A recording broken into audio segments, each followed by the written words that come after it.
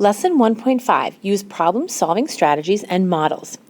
In this lesson, we'll either use formulas that we've been previously given or the word problem itself to determine a way to solve. It says the Acela train travels between Boston and Washington, a distance of 457 miles. The trip takes 6.5 hours. What is the average speed?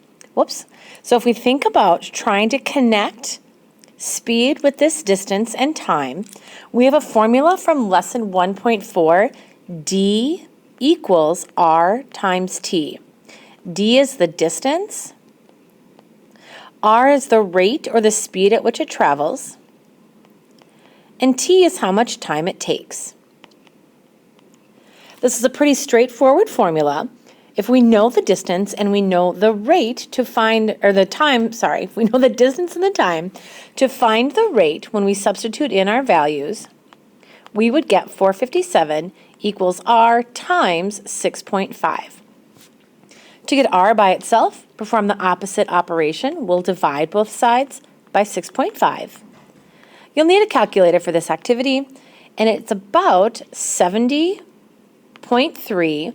But now we have to think about our label. So speed in this case would be miles per hour. So we'll write miles/hour. So 70.3 miles per hour. Let's try the same kind of process with the next one. A jet flies with an average speed now of 540 miles per hour. How long will it take to fly home from New York to Tokyo, a distance of 6,760 miles? So that should be from, not form. So from New York to Tokyo.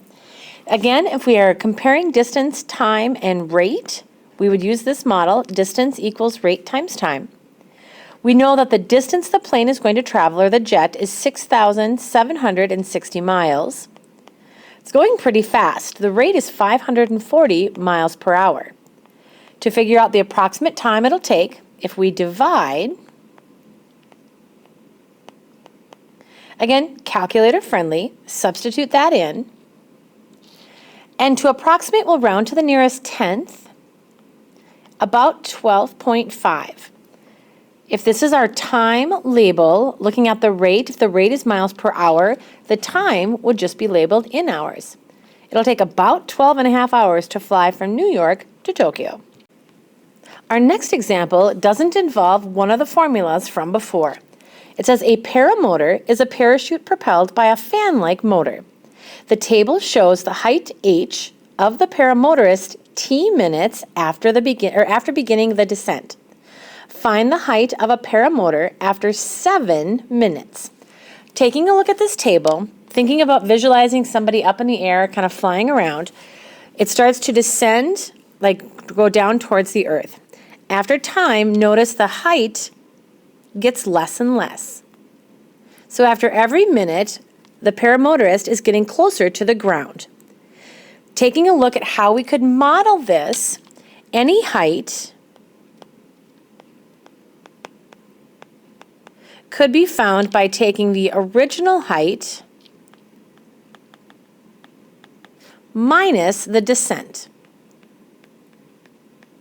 over time. So I guess we should probably include that over time. At any time, you'd be at a given height by that model.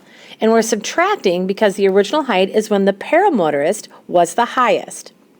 So thinking about what we know, height is what we're looking for, so we'll write h equals. The original height would be when they started kind of measuring how high up is the paramotorist.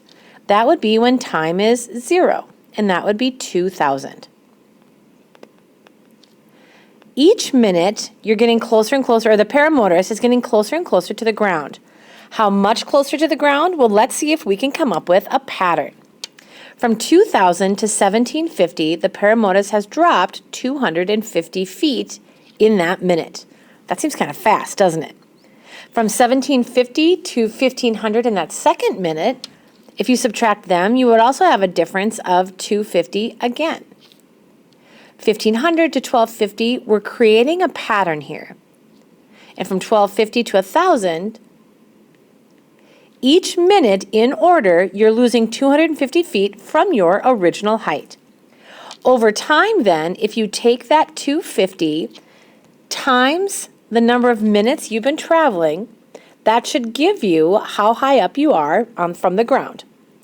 So if this models our height as a function of time in minutes, find the height of the paramotor after 7 minutes. So if t equals 7, let's see how high up off the ground the paramotorist would be. We'll plug in 7 for t. On your calculator, can you determine 7 times 250? Hopefully, you get 1750. So after 7 minutes, you've dropped a pretty far away from where you initially were. How high up are you off the ground? I would say it's 250, and our label is feet. So kind of looking at a pattern in the data to help determine your template or your formula to find a new result. For our examples on the back, sometimes sketching a diagram can be beneficial to help determine what kind of equation to set up and solve. You are hanging 4 championship banners on a wall in your school's gym. The banners are 8 feet wide and the wall is 62 feet long. There should be an equal amount of space between the ends of the wall and the banners and between each of the banners. How far apart should the banners be placed? Ooh, there's a lot going on here. Let's try to unpack this. I'm going to draw a big rectangle that will represent my given wall. We know the wall is 62 feet long, so we know that entire length is 62. We want 4 banners, so I'm just going to draw kind of maybe 4 smaller shapes inside. There are our championship banners. I'm guessing it's probably from some math competition. That seems to make sense. Okay, it says the banners are 8 feet wide. So either at the top or bottom, wherever you want to write it. I'll write mine at the bottom. I'm going to put an 8 for all those parts. So I know that out of my 62 feet, those values will be represented already. But then it says we want an equal amount of space in between all of them and between the banners and the wall. So this is where we'll help kind of create a variable. I want this length and this one, and this one, this one, and this one to all be the same. That's the variable I want to look for. How far apart should the banners be placed? So if that would be that length, it's all of the lengths in between and the 2 on the outside connecting to the wall. Thinking about distance, adding up smaller segments should equal the bigger segment. So if I add up all the x's and the width of all the banners, that would be 5x and 4 times 8. Together, that should equal the length of the wall, which is 62 feet. If we can solve for x, that will tell us how far apart the banners should be spaced to have an equal amount. 5x plus 4 times 8 is 32. And now we're just solving for x. Thinking PEMDAS, but backwards. Let's move 32 to the other side. And we're left with 30. Divide both sides by 5. This should give us how far apart the banners will be placed. 30 divided by 5 is 6. And our label is feet. If you place the banners 6 feet apart, you should have enough space to put 6 feet on either side and have them be even along your wall. Our final example doesn't have us drawing a picture at all. It says a moving company weighs 20 boxes you have packed that either contain books or clothes. It says that the total weight is 404 pounds. You know that each box of books will weigh 40 pounds and a box of clothes would weigh 7 pounds. Write and solve an equation to find out how many boxes of books and how many boxes of clothes you packed. So you have 20 boxes total. Some of them are books, some of them are clothes. Thinking about books and clothes, if each box of books is 40 pounds, 40, whoops, hang on, I need a pen here. Let me grab a color. We'll go with red again. 40 times each box of books would give you the total weight of those boxes. Boxes of clothing aren't quite as heavy. They only weigh 7 pounds. So 7 pounds times each box of clothing would be the total weight there. The moving company has shared with you that you have a total of 404 pounds with all 20 of your boxes. We know there are 20 boxes total, so if there are a certain number that have books, we could rewrite the second one as however many there are left out of 20. So your clothing boxes would be however many boxes really aren't the books. And this would be called substitution. Substitution is when you kind of take something you know about a variable and plug it in another part to make the problem a little easier to work with. And here's why this will be a little bit easier. If we keep our 40b, but we substitute the fact in that we know if the boxes that have to be 20 total aren't the books, then they're boxes of clothes. Each of those boxes will represent the 7-pound values.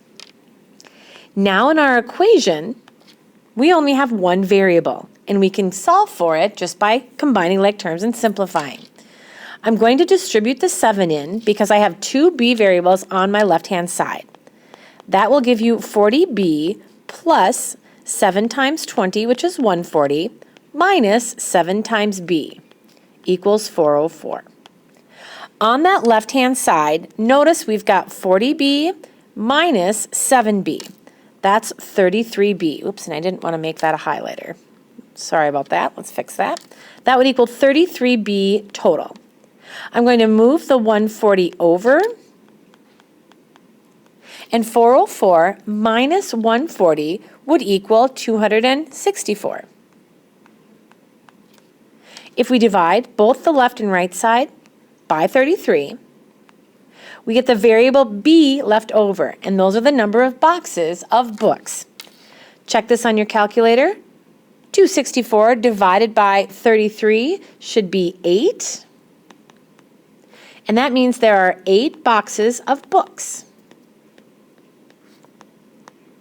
And if there are 8 boxes of books, now go back to what our substitution rule was. If we do 20 minus 8, we would get 12 boxes of clothes. A lot of what we talk about in lesson 1.5 is application. So I hope you're ready for word problems.